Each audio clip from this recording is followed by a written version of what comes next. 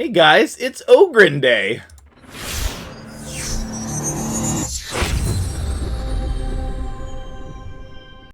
What's up guys, MtgJedi here, how you doing this morning? Thank you for coming to check out this sweet test server video, and we are going to be focused on the Ogryn tribes today. I almost tried to squeeze this in yesterday's video, and I realized there was just too much content for one video, so I split it up, and I think that's really good, because this guy deserves his own video. He's freaking sweet. Now, I think that it's pretty tough to make a team around him for Nightmare Hydra. If you were working on a lower level Hydra, I think there's a lot more combinations, especially if you wanted to build around him for hard Hydra. You could have some pretty good results. Let's talk about his kit briefly, and if you want more information on the sweet new Sylvan Watchers guy, nice. This guy is super cool, and I did a video on him yesterday. I also included the new Void Legendary Incensa there as well, so you can see them in action in yesterday's video. For today, it's Ogryn Day, and we're talking about Vizug the Noxious, and I love his build. I love his visuals. I think he's super cool. Anyway, he has an AoE A1 that can activate Poison and Burn, which you're going to see a lot of in my team. His A2 places Poison and Burn, and his A3 places Increase Accuracy, then increases the duration of all enemy debuffs, and decreases the duration of all ally debuffs. So he does not do anything with buffs. He does both parts with debuffs. I think I was mistaken about that at first. So, his faction abilities are really good, and if you just have one faction ally, you still can get good benefits, like increased speed on all your allies.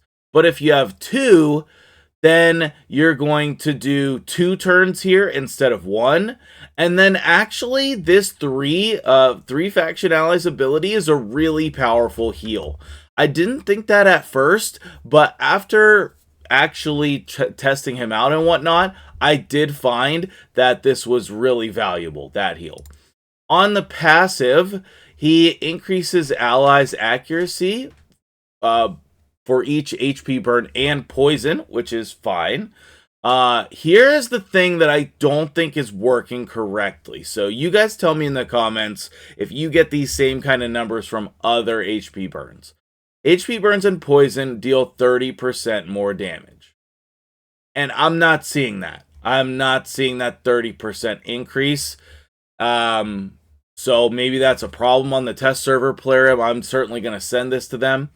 And then your champions on your team get a boost of damage for poison and HP burn. I'm not seeing that either, but that's harder to see. Now, what I do see that's working well is the can't be removed, stolen, or transferred. Protected is the word I was looking for. Protected HP burns on the Hydra is so sick. It's ridiculously good. Like, so, I mean, you accidentally get cleansed, no problem. They still have HP burn and poison, but the HP burn is the most important thing because of the poison cloud. Okay, so here we have a sweet aura as well. HP for the whole team and speed for Ogryn. I like it. It's good and solid. His base stats are nice. Everything about him is good. His kit works really well together, and it works really well in Hydra. Not sure where else you would use this. I guess maybe Frostbiter? I don't know if there's like another place for him other than Hydra, but he's sweet in Hydra. So let's flip over and look at the team. Actually, before we do that, let's talk about some Ogryn that you can use with him. I think the most obvious is going to be Gizmak. He brings the buffs to your team, and then he places and explodes HP burns. So he's really, really perfect. I think a lot of people are going to use Bellator Mageslayer as their reviver, so if you want to replace the reviver that I'm going to use with him, you can definitely do that. I mean, he looks freaking cool, and he's definitely a usable champion. I want to use Ugir, but that's still a little untested. The AoE Weaken does pair pretty well with Ugo, who is an obvious pairing with him, but I don't know that he brings enough to his kit in order to use him in Hydra. So I'm going to be working on him, see if we can come up with something, but if you want to see him in action, make sure you let me know in the comments below. Another obvious pairing is going to be Grazier, okay? I know not a lot of people are going to have him, but this enemy max HP ability increases duration of all buffs, and he's got Provoke and increased resistance, increased defense. It's really good, plus the shield on the A1, plus the passive. I mean, it's just really good. It's just really good.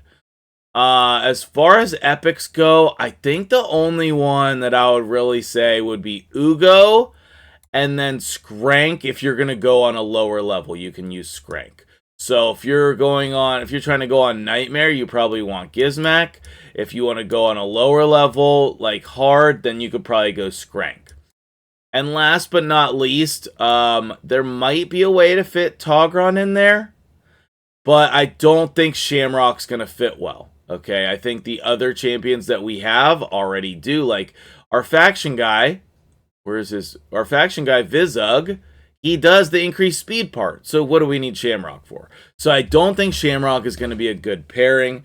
Let me know if there are any other champions that you think would pair well in here for whatever kind of Hydra teams. But he's powerful enough that you might want to build around him. My dude, Nothing mentioned maybe Biggin. I have a 6-star blessing for Biggin, but I have not found him to be that good. So maybe that could be something where we used it on hard. Same thing with like Ignatius. Like there's a lot more flexibility if you're using it on hard. But what we're going to do today is use it on Nightmare, because I think I came up with the best Vizug team that is possible. I think this is the best team. Oh yeah, thanks so much for Plarium for allowing us on the test server. Appreciate you. We are on the test server. Obviously, I don't have this champion. Nobody has this champion yet. So thank you so much for letting me on the test server, Plarium. Okay, now before we jump into this team, I'm not trying to say this team is accessible. I'm trying to say this is the best version of the team. There are lots of other versions. You can, infinite combinations, right? But this is the best version, and the version that I have liked, found to be successful. I tried so many different things here, okay? Let me show you maybe some of the things I tried, and then we'll jump into the real team. Nope, I deleted those all, so we're gonna jump straight into the real team. Sorry about that, guys, but I tried so many combinations. I did. I ran it with Duchess in there. I ran it with Krisk in there. I ran it with any kind of champions. Molly has been in there at different points. I tried so hard to fit in Rathlos Blademaster. He would be so good in here. I don't know how to fit him in. I don't know how to fit him in. I think we need the healing. I think we need all of these parts. We have Gizmak, Grazier, Vizug, and Ugo as our 4 Ogryn. Then we need a reviver. The best one is going to be Sulfurion. He is the best reviver for Hydra, period. End of story. And I think that if you are not using him in one of your Hydra teams, you definitely should be. But he pairs so well with this team. We're basically going to be exploding heads with HP burns. And then Shamail is the last part of this gauntlet. You could try to put somebody in that spot, I will say. Like if you wanted to put like Mithrala as in there, and then another reviver. If you have Bellatar, obviously you could put him instead of Sulfurion, and then take out one of the 2 hard to get Ogryns. You could probably even remove both of the Ogryns and just run with Ugo, Vizug, and Bellatar. I think that would be a viable thing. I'm just not sure who you would replace them with. There's going to be a lot of options, but again, I think that this is the best option, okay? So let's jump in. Let's see what it's doing. This is full auto, Nightmare, amazing, ridiculous team, and we're going to have all sorts of buffs helping us. You can see the protected HP burn buffs going on for 4 turns, now 5 turns. Like, when have you've never seen that before? It's ridiculous. We're going to provoke. We're going to do decreased defense and block buffs. This team is so well laid out. Now, I still like targeting the Head of Decay over here. You want on your first rotation the Head of Torment to live as long as possible, typically. And you're going to get a lot of boosts because there are a lot of AoEs. In this rotation, this Head of Wrath over here is red, and so you're not going to get block buffs on him very often, but it's survivable enough that you'll be okay. Putting some accuracy on Shamail instead of straight damage like I did would probably be a good idea so that you can remove those buffs. Now, you're probably not going to keep Cleanse up the whole, or you're probably not going to keep your Provoke up the whole time unless you put somebody in a Provoke set. There's a lot of turn meter boost, so sometimes you can cycle back through, but honestly, you're going to be filling the debuff bar in this team, and so like sometimes there's no space for Provoke, which makes me wonder if there would be space for Weaken. But I'll take the damage, right? I'll take the poisons and the HP burn. Alright, so let's focus on the HP burns for a second here, okay? Let's wait until Sulfurion shows his burns. Oh wait, that's a great one. You can see all of those 20,000s are HP burn ticks. And that's what I'm used to getting, is HP burn ticks from 20,000. And like, I don't think that we're getting a boost. I don't think we're getting a boost to it. So you tell me if I'm wrong, but I think that means that passive is not working correctly. And then those 30,000s are on the next, which I think that's correct as well. So like, shouldn't we be seeing more than 20 or 30,000? Like, it shouldn't be a static amount. I don't know. Maybe I'm, like I said, maybe I'm wrong. Maybe I'm misremembering something, but I don't think that's increasing the damage from HP burns. That should be increasing the damage from our entire team. Not any one champion, our entire team. So now that we're popping heads here, we're going to start into this process of damage growth. We're going to outgrow our 1 million damage per turn, and we're going to sustain that for a large portion of the fight. We'll see what happens on this run, but this is a team that is very capable of going to the turn limit and doing millions of damage. So before we skip ahead, put in the comments below your guess on how much damage this team will do on this run. And then we'll see it in action. But you can see, like, even on the stubs, even on the necks, we're putting poison and HP burn. We're doing all of these amazing debuffs, and we're extending the duration of them. So as long as they're up there, we're going to extend the duration. As long as we don't have a cleanse, we're going to have these debuffs basically with infinite ticks. We're also extending the Hex set from Grazier. That's been really, really good on him because he has A1 AoE. So he's just getting that Hex out there very consistently.